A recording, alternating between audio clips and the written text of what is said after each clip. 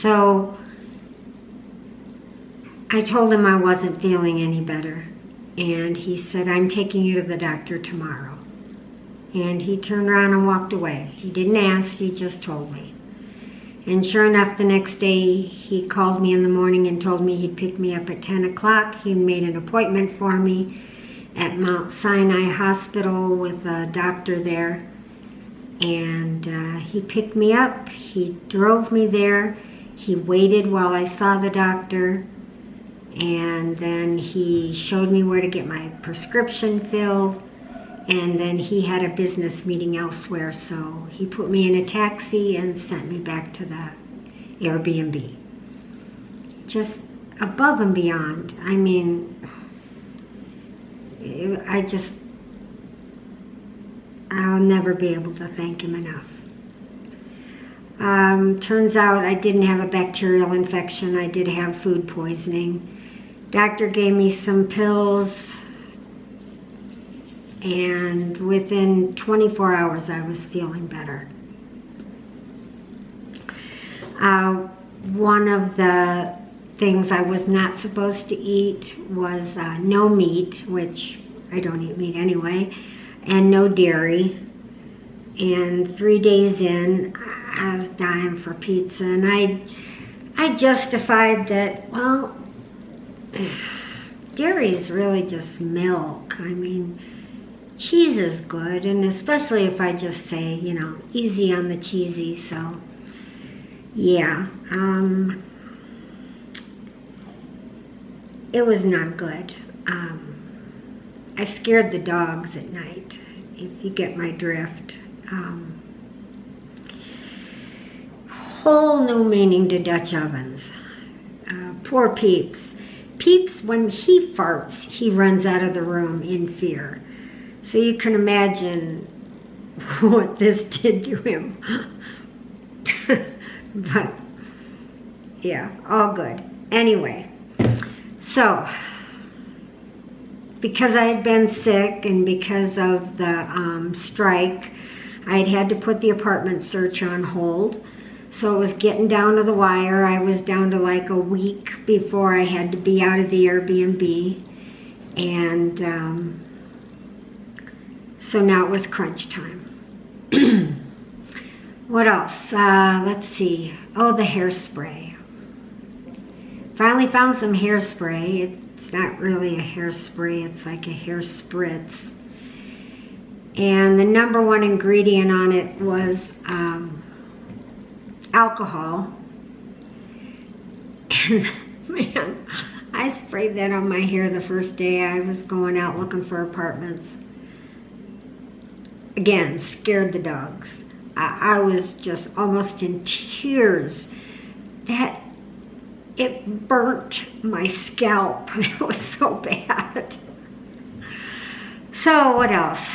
I'm not making any of this up. This is really how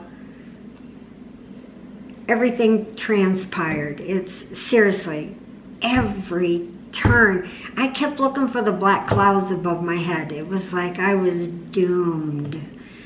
Anyway, oh, I learned something about JoJo too. Peeps will pee anywhere.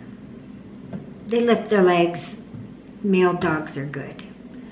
JoJo, however, will only pee on grass. She will not pee on concrete. She will not pee in the street. She will not pee anywhere that doesn't have grass. I was almost going to go like a Dr. Seuss thing, but I kind of petered out. Anyway, so then because of the PARO, the strike,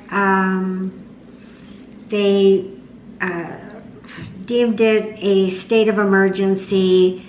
They put a curfew in place that no one was allowed out after 9 p.m. or before 5 a.m. And they were closing roads, and I couldn't find a realtor that could take me around. So yeah, it was getting a little crazy, and I was getting a little nervous because the landlord told me that the place was already rented. So, and I didn't want to stay there anyway. So finally, a few days before I need to be out of the Airbnb, they started a couple different realtors took me around to see some apartments, and it was an eye-opener. Some don't have hot water. A lot of the apartments here might have a stove, but they don't have ovens. And I think a lot of that is because of the high altitude. Adjustments have to be made for baking to the point that I don't know. I couldn't bake before, so it wasn't going to be a big deal for me. Another thing is apartments will have washers, but they might not necessarily have dryers because they just assume people are just going to hang their clothes out to dry. So I did find my new apartment, and I absolutely love it here. And once I get a project done that I'm doing for the patio and a few other things in place, I'll do a tour of the apartment. But besides that tour, this is going to be the last sit down talking to you video, so you don't have to deal with the mundane part of it anymore. From this point forward, it's just going to be my adventures. I know it's been a long time since my last video, but I've been really struggling with the pain of the shingles, and finally found a lidocaine spray that helped a little, and then someone reminded me that tramadol, a painkiller, is available over the counter here. So I went to a local pharmacia on the corner and bought 20 50 milligram tramadols for $5.70, and I tell you what, they've been a lifesaver. I'm able to deal with the pain, and I don't feel like sleeping all day, and I want to get out and I want to explore the city some more. So my next adventure is going to be Pumapungo Museo. Pumapungo Museo. And Google it and check it out, and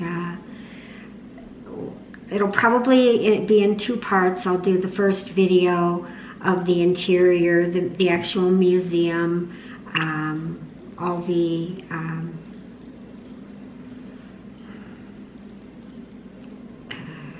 informative information at that point.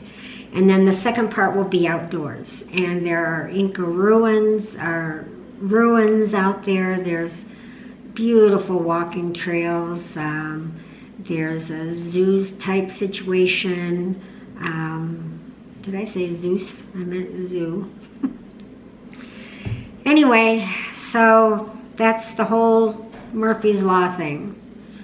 It was just one thing after the other, but I'm finally settled in, and I'm very happy to be here, and I'm really excited to show you guys some of the really cool places.